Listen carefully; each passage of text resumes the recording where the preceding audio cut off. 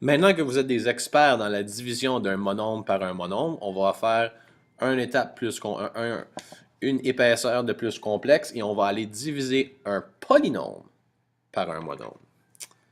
Alors, polynôme divisé par monombre. J'ai échappé ma règle. Et où ma règle? Et là ma règle. J'ai ma règle. Voici ma règle.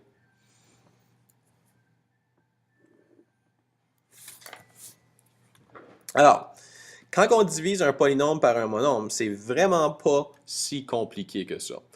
Prenons par exemple, ben, c'est pas compliqué tant que tu te rappelles de tes lois des exposants.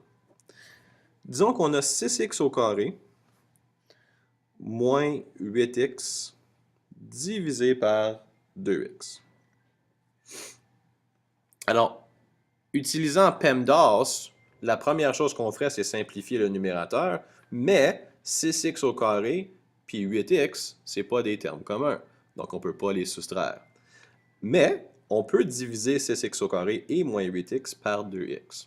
Et la façon qu'on fait ça, c'est qu'on réécrit ce qui est ici de façon à avoir deux divisions séparées.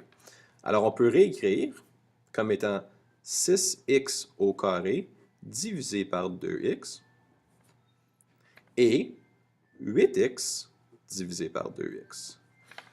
Parce que la façon que c'est écrit, c'est 6x au carré et moins 8x qui sont divisés par 2x. Tout ce qu'on a fait, c'est qu'on l'a réécrit. Maintenant, le gros espace vide dans le milieu, c'est pour le signe. Alors, si c'est 6x au carré moins 8x, on va mettre une soustraction ici entre les deux.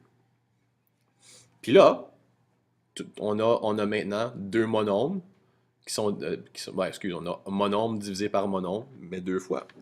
Alors, 6 divisé par 2 donne 3.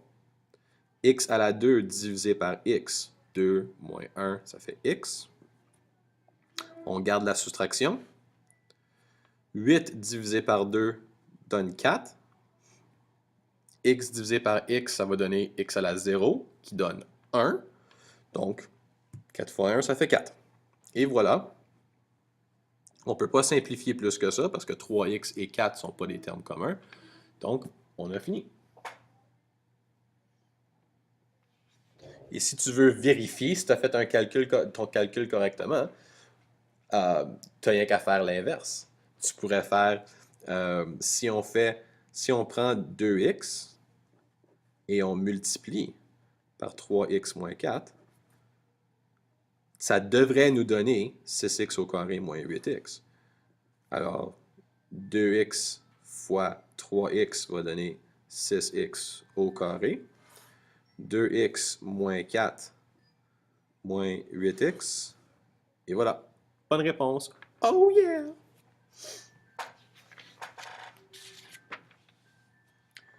Et si on essaye quelque chose un petit peu plus difficile,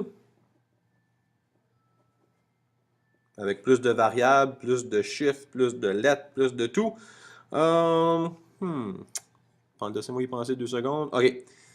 24 x à la 3 y z plus 16 x y à la 2 z. Et tout ça est divisé par 4x z. Oh, j'ai écrit un petit peu trop gros, malheureusement. Alors, je vais devoir descendre à la prochaine ligne. Alors, comme que j'ai fait dans la question d'avant, je vais réécrire sous forme de deux divisions. Alors, 24 x à la 3, y à la z, divisé par 4x z. Je vais garder le même signe, plus 16 xy à la 2 z divisé par 4x. En passant, si vous entendez la musique de Noël, ça c'est la classe de musique à Madame Mélanie. Je m'excuse pour la musique si ça vous dérange. Alors, on a maintenant deux divisions séparées qu'on peut simplifier. Alors, 24 divisé par 4 va donner 6. X à la 3 sur x, 3 moins 1, x à la 2. Y, oh, il n'y a pas de y au dénominateur. Alors, le y reste. Z à la 1 divisé par z à la 1 va donner z à la 0. Z à la 0 donne 1. Ça reste comme ça. Plus 16 divisé par 4, 4. X divisé par x, ça donne 1. Y à la 2, il n'y a pas d'y au dénominateur, alors y à la 2. Z divisé par z, ça donne 1.